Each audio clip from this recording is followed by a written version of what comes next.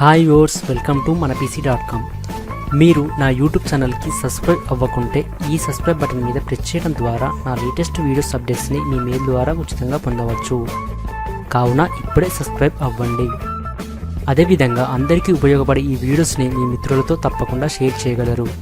మీకేమైనా డౌట్స్ ఉంటే కింద కామెంట్ చేయవచ్చు.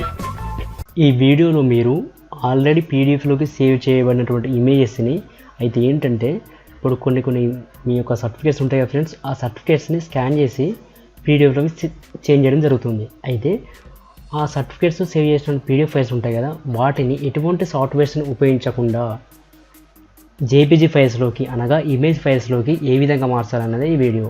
అయితే అలా ఇమేజ్లోకి మార్చాలంటే తప్పనిసరిగా మీకు కంప్యూటర్లో పీడిఎఫ్ రీడర్ సంబంధిత అప్లికేషన్ అనేది కంపల్సరీ ఉండాలండి, యాడోబ్ రీడర్. ఓకేనా? అయితే అది ఇన్స్టాల్ చేసిన తర్వాత ఏదైనా ఒక పీడిఎఫ్ ఫైల్ని ఓపెన్ చేయండి. ప్రస్తుతం నేను ఓపెన్ చేసి చూపిస్తున్నాను.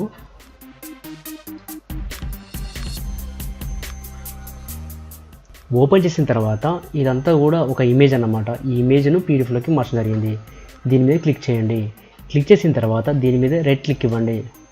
ఇప్పుడు కాపీ ఇమేజ్ అని వచ్చిన దీని మీద క్లిక్ చేయండి. నెక్స్ట్ ఎంఎస్ పెయింట్ని ఓపెన్ చేయాలి. విండోస్ కీ ప్లస్ ఆర్ బటన్ని ఒకేసారి ప్రెస్ చేయండి. ప్రెస్ చేసిన తర్వాత ఇక్కడ ఎంఎస్ పెయింట్ అని టైప్ చేయండి. టైప్ చేసిన తర్వాత ఓకే.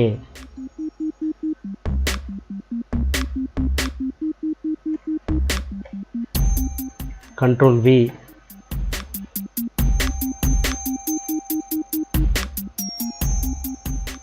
సేవ్. ఇప్పుడు ఇక్కడ లొకేషన్ అడుగుతుంది, డెస్క్టాప్. నెక్స్ట్ వచ్చేసి ఇక్కడ సేవ్ యాజ్ టైప్ ఉంది కదా, ఇక్కడ జేపీజీ సెలెక్ట్ చేసుకోండి. నెక్స్ట్ ఇక్కడ ఫైల్ నేమ్ ఇవ్వండి. సేవ్.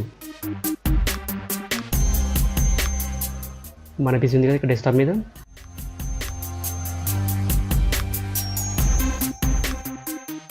చూసారు కదా ఫ్రెండ్స్, ఎటువంటి అప్లికేషన్ ఎక్స్ట్రా సాఫ్ట్వేర్స్ అనేవి కూడా ఉపయోగించకుండా ఈ విధంగా మనం జేపీజీ ఫైల్స్లోకి మార్చుకోవచ్చు.